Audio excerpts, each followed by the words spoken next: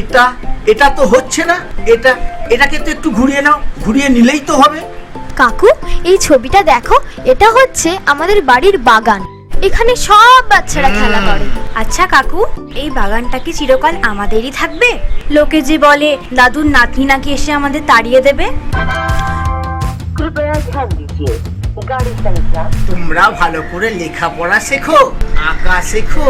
তোমার দাদুর আশীর্বাদ সবার সাথে আছে, কেউ তোমাদের কিছু করবে না। কিন্তু মাঝে বলতো শহরের মানুষরা নাকি খুব করা হয়, তারা নাকি মাটির গন্ধই পায় না। আচ্ছা কাকু, আমি যদি দাদুর একটা বড় ছবি আঁকি, তবে কি দাদু আবার আমাদের সাথে কথা বলবে? कानपुर सेंट्रल दिल्ली जंक्शन के रास्ते भटंडा को जाने वाले कुछ ही समय में এই টোটো प्लेटफॉर्म क्रमांक যাবেন? पर आ रहे हैं। চলুন, তেলিপাড়া চলুন।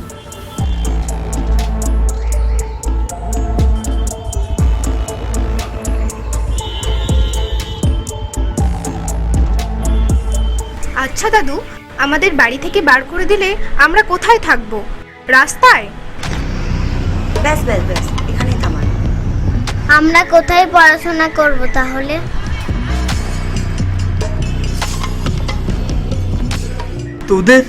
তোদের কিচ্ছু হবে না, তোরা এই বাড়িতেই থাকবি, তোদের কোনো চিন্তা নেই।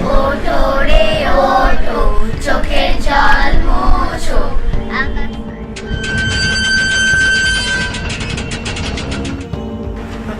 আরে আরে আরে, আসুন আসুন আসুন আসুন। কি ব্যাপার, এখানে সব কি হচ্ছে? আর তোমরা কারা? আমি রামু। দাদাবাবু মারা যাবার পর এই বাচ্চাদের দেখাশোনা আমিই করছি। এরা অনাথ। তো এরা অনাথ, তো আমি কি করব? আর শুনুন, দাদু মারা যাওয়ার পরে এই বাড়িটা এখন আমার বাবা প্রমোটিং এ দিয়ে দেবে। আর যত তাড়াতাড়ি পারেন এই বাড়িটা খালি করবেন, মনে থাকবে? দিদি ভাই, আপনি এই আম গাছটা কেটে ফেলবেন? এখানে তো অনেক পাখি থাকে। দিদি ভাই, দাদু বলতেন এই বাড়িটা নাকি মন্দির। মন্দিরে তো কেউ বুলডোজার চালায় না। ছোটরা বড়দের মাঝখানে কথা বলবে না, যাও এখান থেকে। কর্তাবাবুর ইচ্ছা ছিল এই বাড়িটা অনাথ আশ্রমই হোক। আমিই তো অনাথ। আমাকে কর্তাবাবু এই বাড়িতে নিয়ে এসে মানুষ করেছেন, লেখাপড়া শিখিয়েছেন। আসলে কি জানেন দিদিমণি, এই বাচ্চাগুলোর আর কোথাও যাওয়ার জায়গা নেই। আপনাকে অনুরোধ করছি, আপনি এটা করবেন না। আরে রাখুন তো আপনি আপনার নাটক। দাদু মরে যাওয়ার পরে এই সব সম্পত্তি এখন আমার, আর বিজনেস কখন ইমোশনে চলে না, বুঝলেন? ঠিক আছে? আন্ডারস্ট্যান্ড? You better understand. বেরিয়ে যান বাড়ি থেকে সব। সর, সরে যা। আর তোরাও শুনে রাখ, আজকে বিকেলের মধ্যে তোরা সবাই কিন্তু বাড়ি খালি করে দিবি, ঠিক আছে? আর তোরা কে কোথায় থাকবি সেটা আমার দেখার বিষয় নয়, মনে থাকবে তো? চল চল চল, যে যার ব্যাগ গোছা, বেরো এখান থেকে, বেরো এখান থেকে।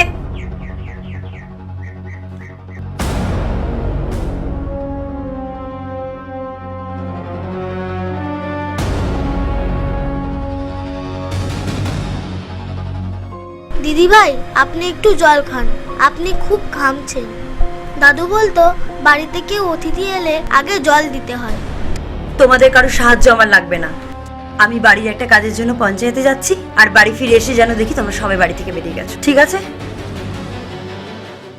দিদি ভাই, আপনি কি জানেন রাতে দাদু যখন আমাদের গল্প শোনাতেন, উনি বলতেন আমার একটা লক্ষ্মী নাতনি আছে, সে একদিন এসে তোমাদের সবার দায়িত্ব নেবে। আপনি কি সেই লক্ষ্মী নাতনি নন?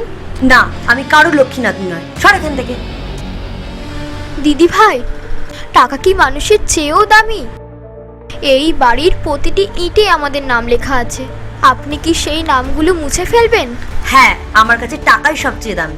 চল সর এখান থেকে। দিদি ভাই, আপনি তো অনেক শিক্ষিত। আমাদের স্কুলে শেখানো হয় গাছ আর মানুষকে ভালোবাসতে হয়। আপনি কি সেই শিক্ষা পাননি দিদি ভাই? চুপ!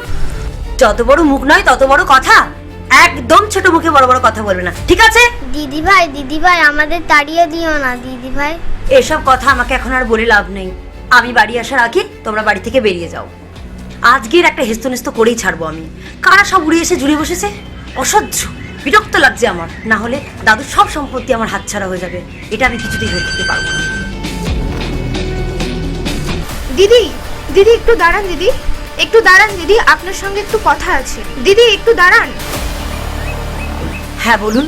দিদি, আপনি যেটা করছেন সেটা কিন্তু ঠিক করছেন না। আপনি কে? আর আপনি আমাদের পারিবারিক বিষয়ে নাক গলাচ্ছেন কেন? কে অধিকার দিয়েছে আপনাকে? অধিকারটা রক্তের দিদি। আপনি কি জানেন আপনার বাবা কেন আমার দাদুর সাথে সম্পর্ক রাখেন? হ্যাঁ জানি তো। দাদু চেয়েছিলেন বাবা বরাবরই গ্রামে থাকুক, গ্রামের জমি জমা দেখবে আর এখানেই সারা জীবন থেকে যাবে। আর দাদুর দেখা কোনো পছন্দের মেয়েকে বাবা বিয়ে করে এখানেই সারা জীবন থেকে যাবে। কিন্তু আমার বাবা সেটা করেন। বাবা চেয়েছিলেন শহরে গিয়ে কেরিয়ার করতে, তাই আমার বাবা শহরে গিয়ে সেটেল। এটা ভুল। তোমার বাবার এখানে পায়েল নামে একটি মেয়ের সাথে সম্পর্ক ছিল, আর পায়েল প্রেগনেন্ট হয়ে যাওয়ায় দাদু বলেছিল বিয়ে করতে, কিন্তু তোমার বাবা শহরে পালিয়ে গিয়েছিল। মিথ্যে। আমার বাবা একজন শিক্ষিত আর সফল মানুষ। আমার বাবা এই ধরনের নোংরা কাজ করতে পারে না। সত্যটা অনেক তেতো দিদি। তোমার বাবা আমার দাদুর আসল সন্তানই নয়। আমার দাদু তাকে 7-8 মাস বয়সে অনাথ আশ্রম থেকে দত্তক নিয়েছিলেন, আর যেই দাদু দত্তক নিয়েছিলেন তারই স্মৃতিটা তোমরা ধুলোয় মিশিয়ে দিতে চাইছো। তুমি এসব কি করে জানলে? কারণ আমি সেই পায়েল মায়েরই মেয়ে। দাদু তাকে ফেলে দেয়নি, নিজের কাছে আগলে রেখেছিল। তার মানে তুই আমার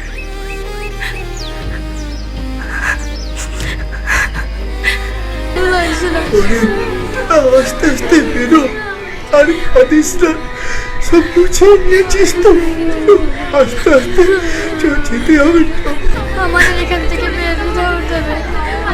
তোরা যে যার সব গুছিয়ে নিয়েছিস তো? তোরা রং পেন্সিল তুলি সব গুছিয়ে নিয়েছিস তো? কাকু কাকু, বাড়িটা বুলডোজার দিয়ে ভেঙে দেবে। কাকু কাকু, এই বাড়িটা ভেঙে দিলে আমার পুতুলগুলো কোথায় থাকবে? দাদু বলেছিল এই পুরো বাড়িটি আমার পুতুলদের দুর্গ। কাকু, আমরা তো বেশি দুষ্টুমি করি না, তাও তাড়িয়ে দিচ্ছে। দিদিভাই তো আমাদের সঙ্গে খেললো না। দিদিভাই বলেছিল আমাদের জন্য বল নিয়ে আসবে। কাকু, আমরা তাহলে খেলবো কোথায়? কাকু কাকু, দিদিভাই তো আমাদের তাড়িয়ে দিল। এবার কি আমরা প্ল্যাটফর্মে গিয়ে শোবো? আমাদের ওখানে খুব ভয় করে, যদি পুলিশ এসে তাড়িয়ে দেয়। কাকু, দিদিভাইকে একটু বোঝাও না, আম গাছটা যে কেটে দেবে, ওখানে তো অনেক পাখির ছানা আছে। আচ্ছা কাকু। দিদিভাই যে আমাদের তাড়িয়ে দিল, তাহলে কি সত্যি সত্যি শহরের মানুষের মনে পাথর থাকে?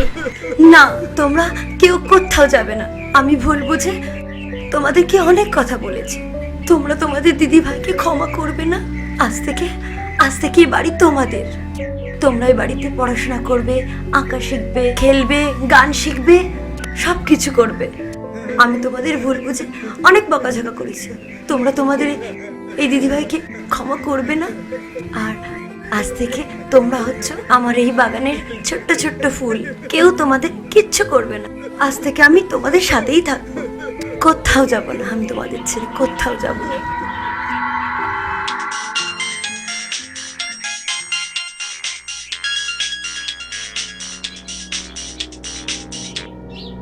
হ্যালো অনন্যা। হ্যাঁ বাবা বলো। এই কাজ কত দূর?